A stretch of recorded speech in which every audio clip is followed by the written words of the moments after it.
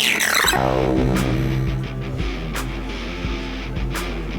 is Callihan Death Machine, and you're watching Bam Bam Bam, another wrestling podcast. Yeah. All right, we are here at Collector's Realm in Fishkill, New York, with the Sami Callihan. Sami, how's it going? Wait, no, you got to give me a better introduction than that. Who am I? He's the Death Machine. Callihan. Okay. We'll start again from the top. We'll say it together. Okay, ready? One, two, three. The Callihan Death Machine is. No. Okay, louder, even louder. Together, though. Together. All right. We're going to say it like this. This is the cadence. The Callihan Death Machine, Sami Callihan. Okay, here we go. 1, 2, 3. The Callihan Death Machine, Sami Callihan. See what I did there? I know. I got you to do it. Perfect. That's great. You can't get better than this. So. Now, obviously tonight you have a kind of a tough I don't know what to call this. You're facing Dalton Castle, the Party Peacock. How hard is it to prepare for a match with somebody as unique as Dalton Castle? You can't prepare for a match with Dalton Castle. You just got to go in and see what happens.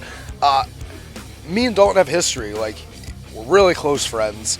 We've traveled like up in the Northeast together. We met each other up here, and we've had a great series of matches already since I've been back on the Indies. Like, we had 2 of the last 2 CW heavyweight title defenses ever for 2CW before they sadly closed their doors, and now it seems like this might be the match where we start traveling with this one and see what happens. Like, hopefully this is just a start of like great things between me and Dalton, because I think there's magic and storytelling that can be told there between a Peacock and a Death Machine. Can't teach it. We're here live in Fishkill at Collector's Realm, doing a meet and greet with the fans. How have the fans been today with you? It's been fantastic. Like, I didn't know what to expect coming here. I've never been to Fishkill. I don't get up to like really northern New York outside of like New York City that often, and when I walked in here and got to see a sweet store like this is awesome. Like, I wish I could have found a store like this when I was younger, because then I would have went and bought like every wrestling figure I could have found. Sure. Now you've been meeting and greeting fans for years. Do you have any crazy fan stories? Anybody come up to you or anything you want to tell us about? Here's a crazy one. This was probably 2011 or 2010. I was working at FIP show down in Florida, and I remember I was at my gimmick table, and this fan came up to me. It was like a girl fan, a weird looking girl at that, and she's like, "You have the most beautiful thighs I've ever seen." I was like, "Well, thank you." She's like, "Can I touch them?" I was like, "You cannot touch my thighs. I do not want you to touch please do not touch my thighs." Okay, so one thing to note, if you're going to meet Sami Callihan, don't touch the thighs. No touching the thighs. Obviously, independent wrestling is a huge thing right now. It's thriving. We got people like AJ Styles, Nakamura. All these people are coming to WWE. Gallows, Anderson. The rumors are out there. Like, the rumor mill's going to buzz right now, and that's awesome. Like, I think this might be the start, like I said, like, of a new wrestling boom. Now, WWE's like, it's kind of like what happened right around the Attitude Era and when the Monday Night War happened. WCW and WWE were fighting for talent, trying to pick up the best talent in the world from all these different territories and all these different areas. And now WWE's kind of doing that on their own. Now they're going out to the indies and actually watching the American indies, watching the UK indies, watching the Japanese indies, because they're building this network, and it's really smart. So you want to have guys that are big stars in all these different regions, so then when it opens up the network, it just gets more and more and more influx of people in to watch the product that may not have watched WWE before, because like sure, WWE is huge in America. In Japan, sure, people can get WWE, but like on regular television every day on Samurai TV, there's professional wrestling. So like this will get more people to watch like the WWE product, I think. So recently you asked for your release from WWE. You're back on the road. How's life on the road been right now for you? It's fantastic. I'm a journeyman. Like, see, that's what I love about professional wrestling. The actual art of professional wrestling is like, I get to be a gypsy. Sometimes I live in a suitcase and travel for weeks on end, and it's awesome. Like, look at this. Look at these shoes. I look like a straight gypsy. This is just me, though. I get to like travel the world, meet awesome people, and do stuff like this on a daily basis, and I get paid. Definitely. Now, you've worked with some of the best companies on the all over the world, on the East Coast. Who haven't you worked for? Maybe that you're itching to get a chance with. That's the thing. Like, I want to work everywhere. I want to work everywhere on the planet. I want to be that guy that'll show up one night in LA, the next night in New York City. Like, I want to be that guy. You never know where I'll show up. Like, and the thing is, like, in my career, I've gotten a chance to work pretty much for every major wrestling company there is on the planet today. But there's still them places out there that, like, I feel like I need to check off my bucket list. I need to be. I'm not going to say it, but let's just see where I end up. We were talking a lot about independent wrestling today. Who are some of the people on the independent scene that you have either wrestled before that you want to wrestle again, or people that maybe you haven't got to wrestle yet? Zack Sabre Jr. #1. I just wrestled him this past Sunday. Bam! And that's what happened. So, yeah, I love Zach, but he's got one coming for that. So I definitely want to wrestle Zach again. Anytime I get a chance to step in there and Chris Hero, like, I had a talk with Chris this past week, and I was like, bro, I just got to tell you, like, as a wrestling fan, you are a fucking awesome professional wrestler. You are a cool professional wrestler. Like, you're so good, man. Like, you've been doing this for so long, and, like, it never gets old. Like, I could watch Chris Hero wrestle all day long. Great guy, and just, like, awesome guy to be in the ring with. And now, like, thinking, like, people that have never wrestled before, I'd really love, like, on one of my upcoming tours to the UK, I'd really like to work with, like, Will Ospreay or Mark Andrews. I think those guys are awesome right now. I'd really like to have a rematch with a guy that works for a company in England called Fight Club Pro, as well as the big ICW now, which is blowing up, a guy named Trent Seven, who's absolutely amazing. I'd love to have a rematch with him.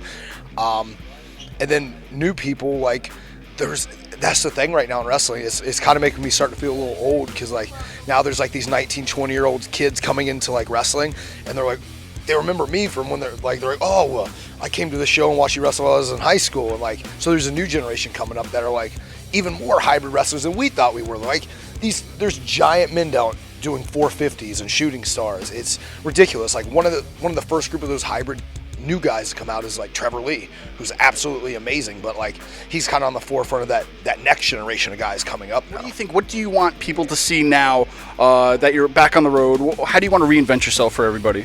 I want to reinvent myself and show why me as a person, why I'm good enough, why I am one of the best professional wrestlers walking this planet today. I want to go out and prove night in and night out, no one will work harder, no one does this better. I am the man, and I want to prove that. And and this is the thing, like, every wrestling show I be on, I want to go out and have the best match. And I don't care who it pisses off. I don't care who, like, likes that comment. Like, because here's the thing, like, if you're a wrestler and you're on a show, like, let's make this competitive. Come to the show and, like, let's see who has the better match. You know why? Because all in all, that makes the business better, because we're all competing to be the best. So, like, that's what I want to do now. I just want to bring out, like, other elements of people, because, like, every show I'm on, I don't care where it is in the world, I'm going to have the best match on the show. Who are some people that maybe didn't get the credit that they deserve in NXT, that maybe didn't ever show up on television? Well, first of all, they finally got on television in a big way. They're getting great things right now. Scott Dawson and Dash Wilder. I don't know if they're the Mechanics now or the Tag Team Revival, but both those guys, bar none, are two of the best guys I've ever been in the wrestling ring with.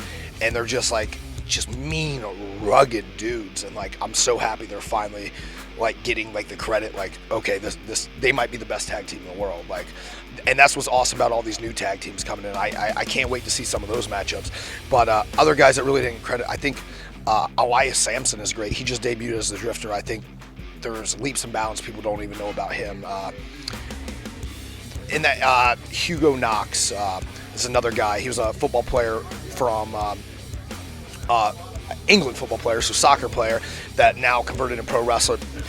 Dude looks like $1 million, tattooed, looks like a model, and just out of this world athlete. Another great guy. And then, like, another young guy that I think will be really, really good one day from there is this guy. Not a lot of people will know about him. I think he's maybe had one or two matches on live events. Is Kenneth Crawford.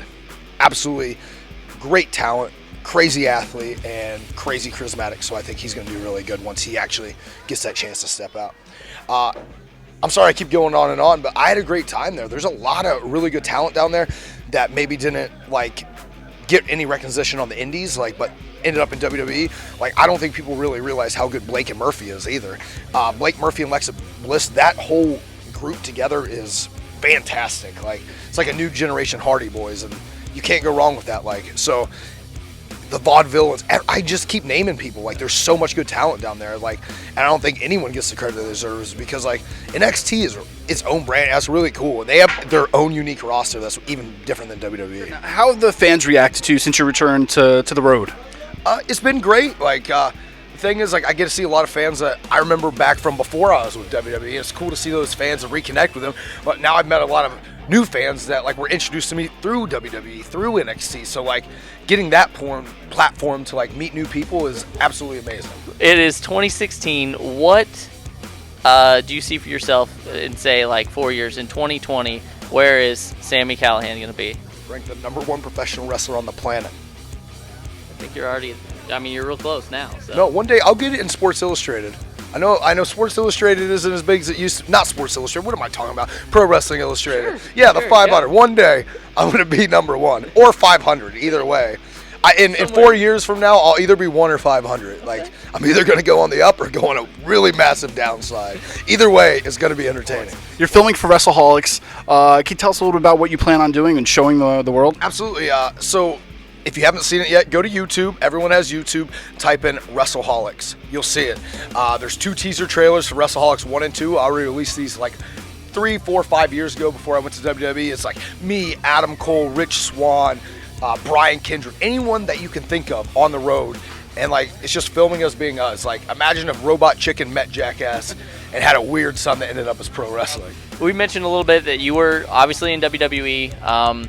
What do you think the biggest thing? Now you're well traveled. You've been all over the world. What's the thing that you're most proud of about your time in WWE?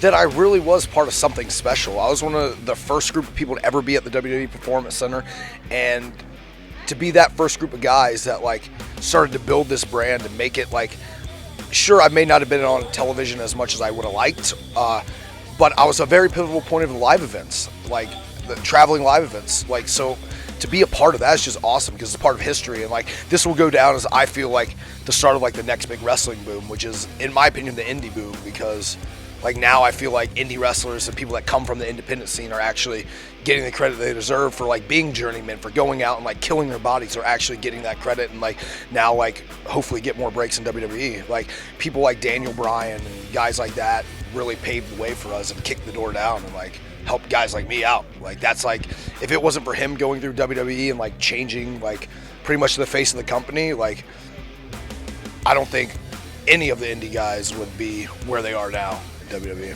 Well, where can fans keep up with you? I know social media is a huge thing these days, and I know you've got, yeah, absolutely. I love the Twitter machine. Where can they keep up with you, follow you, and like, do you have pro wrestling tees, all that absolutely, stuff? You want some t-shirts? I got, I think, 20 designs up on ProWrestlingTees.com now. Go to ProWrestlingTees.com/Sami Callihan, as well as you can check me out on Twitter if you want to tweet me, see what I'm doing, my schedule, see new merchandise coming out at the Sami Callihan. Go ahead, hashtag Callihan Death Machine. Tell them. Callihan Death Machine. Hashtag Callihan Death Machine. As well on Instagram, just at Official Callihan. So hit me up on there, and like we'll see where I go from here. Either #1 or 500.